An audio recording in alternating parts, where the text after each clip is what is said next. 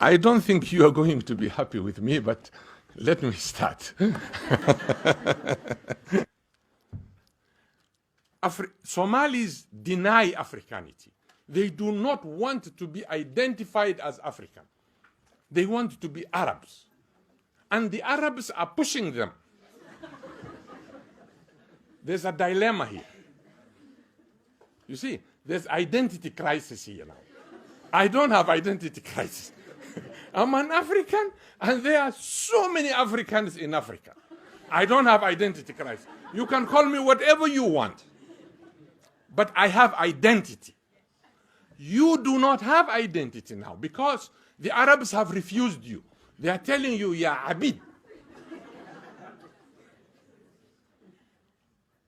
And you're better off to accept me as your brother rather than going to an Arab.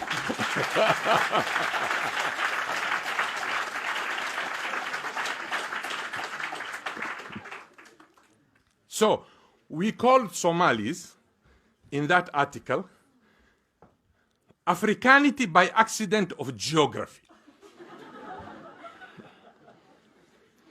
This group consists of those who happen to be in Africa without their wish to be there. Individuals who found themselves living in the continent by virtue of circumstances beyond their control.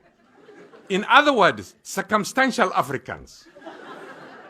Members of this group are not pleased to be identified with negritude or blackness, be it by value, ideology, culture, ethnicity, or any other quality except by the accident of being in Africa, of existing on the continent. So, the only time that a Somali nomad or a pastoralist, and I have nothing against nomads, the only time he or she will accept to be an African, or she or he may instantly turn around from Arab to Africa, is if she or he encounters discrimination of identity, denial from that group.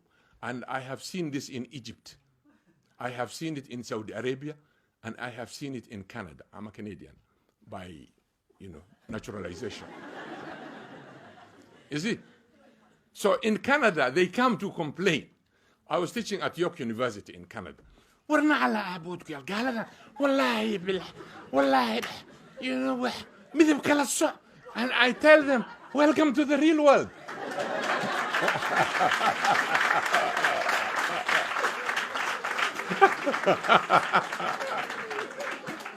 In Canada, I used to teach at York University. Some of my students, they come to me and they say, Prof, these white people, they discriminate us. This is not right. I said, yes, welcome to the real world. Because I have training for discrimination. You gave me. Back home, you gave me that training. To me, this piece of cake.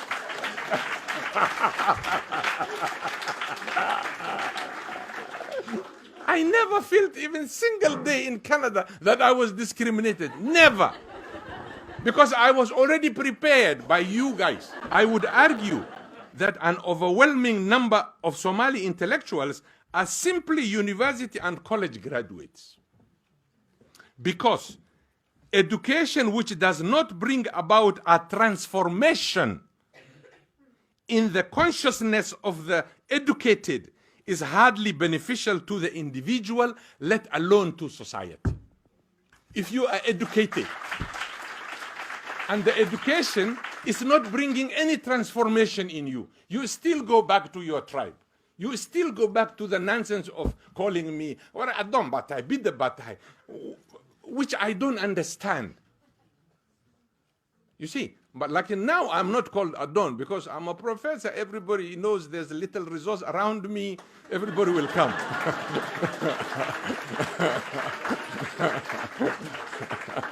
Now I'm removed from Adon to Adonhood. Now we're Sudan way. I'm Sudan. I'm not Sudan. Adon.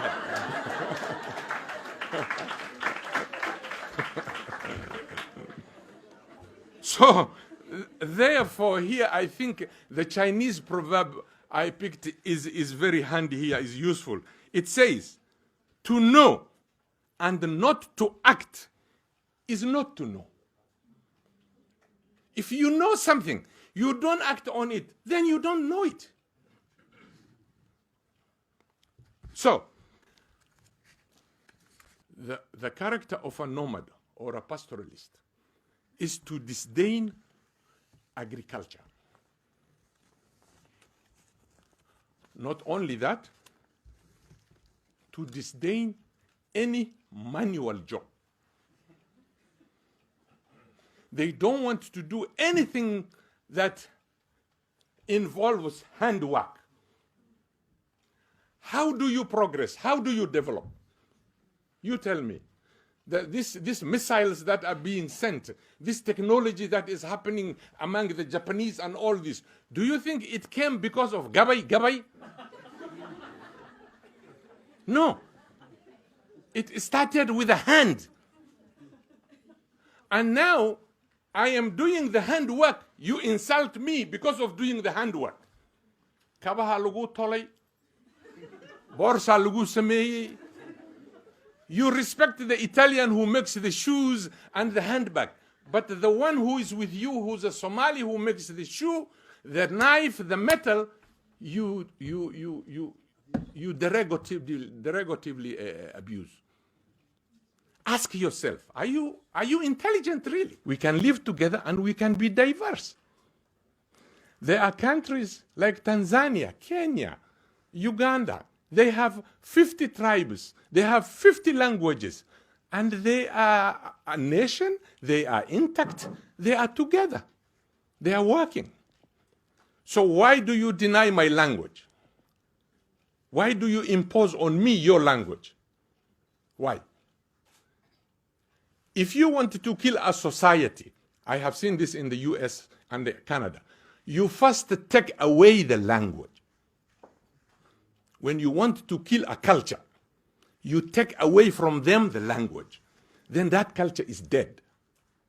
You know why?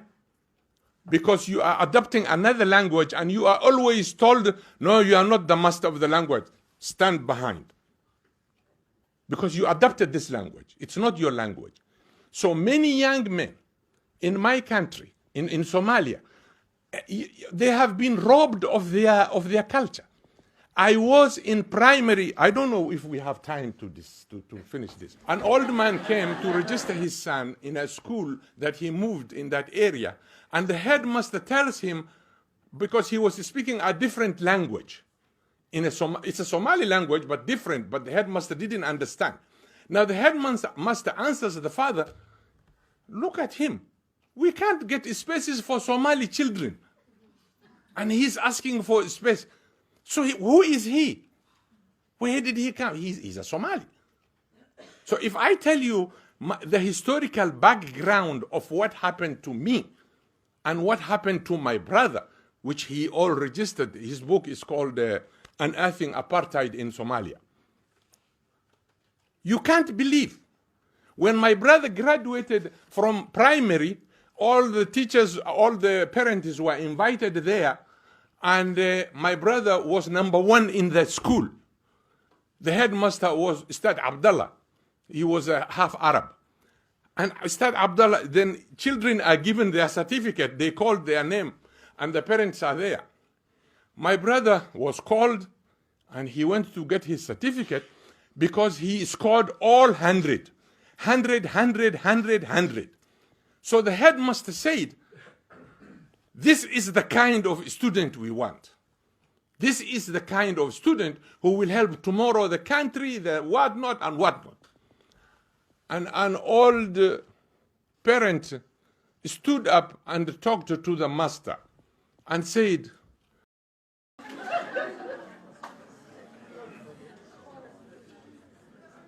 I knew you will not like it.